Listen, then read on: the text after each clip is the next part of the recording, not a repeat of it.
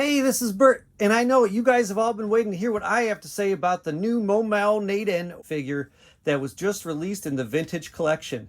So today I'm going to go over the character design in general, where it came from, how accurate this toy is to the character design and how he appears in the movie, and how this toy relates to previous versions of the toy, and also potential future parts reuse that this action figure has. So let's dive in. No Skill Customs. Now this one is Vintage Collection number 362. He's always been one of the most fascinating aliens in the cantina. But what many of you might not know is that this character was only built from the waist up. Not only that, it was not filmed in Elstree Studios like most of the cantina. He was part of the pickups that took place in the US. Actually, a lot of the aliens were filmed in these little pickup shots. And when they were filming the pickup for this character, Hammerhead, or momow NADON, whatever you want to call him, was barely held together. You can see him falling apart literally right here, and pasted and glued on one side, the side that's not facing the camera. You can even see in the movie Phil Tippett holding this guy together. You can see just a corner of like his shoulder holding this character together so that it, you know, wouldn't fall apart. It would just last just long enough for his short little moment on screen. So when it came to making a toy back in 1978, the Hammerhead, they didn't have much to go on for the lower body because it was all made up. The head and arms looked very much like what's seen in the movie, and the lower body was based on the original Ron Cobb's sketch, and the outfit was just, you know, just made up. And also the blueness of it. Certainly there's nothing on film that suggests that he's blue at all. Later on, when Power of the Force came out, they once again sourced that Ron Cobb sketch, this time making his outfit almost completely based on that initial sketch. So now the Power of the Force version of this character, momow NADON, and that's the first time he was called that. The original was, of course, called Hammerhead, as you know. He's got the Ron Cobb vest that's kind of open in the middle. He's got that thick trim around the neck. And this stuff is not at all how he appeared in the movie. In addition to that, his face, for whatever reason, they didn't really look that closely at the movie, and not even at the sketch though either. He's got these big bumps, and I don't know if this was part of them, you know, making everything muscular. They made his neck muscular, but his neck is like more flat and wrinkled in the film, and they made it just all these wrinkles. They made him into these big giant bumps. Its stylization carried through to the Saga 2003 figure. In Saga 2003, they were releasing a lot of our favorite cantina characters, but now with a section of the bar and, you know, some cups and stuff like that, as like a deluxe figure at Walmart. And each of these figures was slightly modified from their previous versions, but not entirely. So this Saga 2003 version has the same head, and mostly it looks like the limbs were partially changed, but mostly the same. And now it's got a new torso that's more closely related to what you see on film.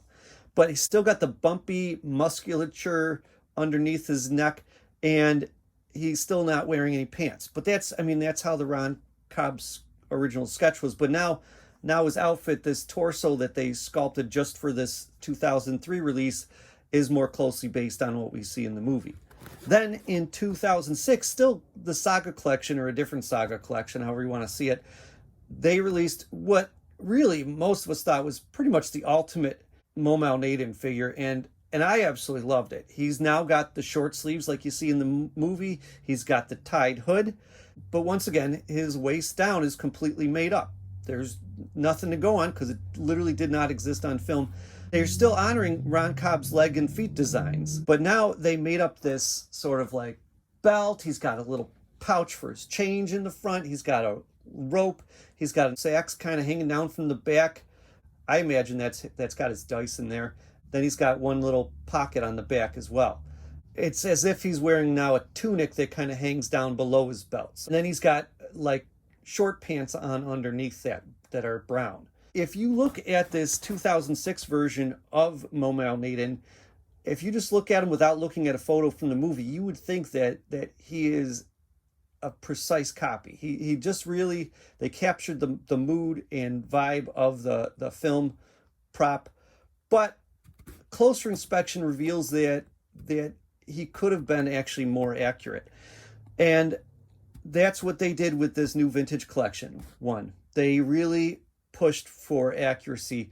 That lower part of his head is now super wide and way more accurate than the Saga version, which, you know, you'd only notice if you were really looking at the movie closely. The face part is flatter. I like the colors too. You could argue that the colors on the Saga 2006 version are pretty great. It almost looks as though they colored him based on a film still and not what the prop looked like. Because in the film, there's this kind of blue hazy lighting, and they've kind of given him like a blue-gray wash over the whole figure. This one is very much brown, but then still has a great texture and a darker brown wash to enhance that texture. It's very, very visible. Just a beautiful job with all the skin parts on this figure. His legs just look absolutely fantastic. He's got these ball hinged ankles. He can do all sorts of poses. And then on top of that, he's got these fantastic hands, and his right hand is swappable. So he can go from holding one of his many accessories that I'll get into in a little bit to holding a cup like he's at the bar. But what's funny about this new vintage collection 362 figure is that because the character does not exist at all in real life below the waist, they could have done whatever they wanted, but they actually just went and treated the 2006 figure like it was canon, like that's what he looks like. And they made the design of this new vintage collection figure very faithful to that. His little pouch in the front is shorter, but everything else is there. He's got the same like infinity sign on his front belt buckle. He's got the ropes, the sacks on the back. They're now different colors. But what they've done is that skirting of the tunic is now fabric, so he can move way more easily. And most importantly, he can actually sit, which is probably the biggest thing that we're gaining from this figure based on the 2006 version. And he just looks fantastic. Just the posability allows him to be like so casual and carefree if you wanted to be, or he can be like really super action posed. Just a lot of fun. But you know me, I gotta nitpick. So he's got like this tunic-ish vest piece, and then he's got a short sleeve shirt underneath.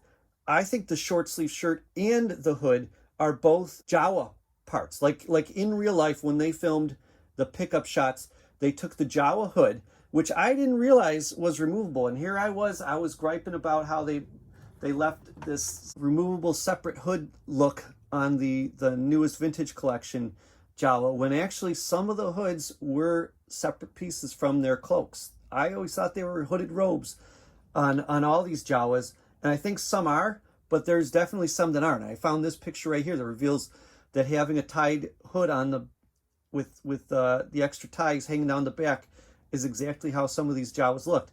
So they took that hood from a Jawa and they tied it across the front of this essentially puppet of the Momow Nadon in making the movie. And I think actually they took the cloak, and that is what's underneath the tunic piece hanging down.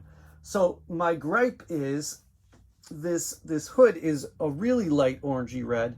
The short sleeve Jawa hood, I'm going to call it, Jawa cloak that he's got underneath, I mean, it's short sleeve for him, but for a Jawa it would just be normal, right? That's slightly darker reddish brown, and then his tunic section is a darker brown than that, and that matches the fabric that he's got below the waist. I think they kind of reverse things. I feel like the tunic should have been the medium brown, and the hood and the sleeves should have been dark brown.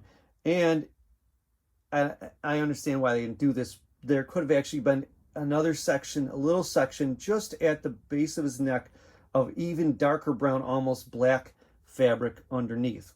That's my gripe. I feel like they got the colors reversed, but I do have a nice fix, because I just think that orange for the hood that he's wearing, and he's got, you know, tied in front of his neck, I just think it's too orange.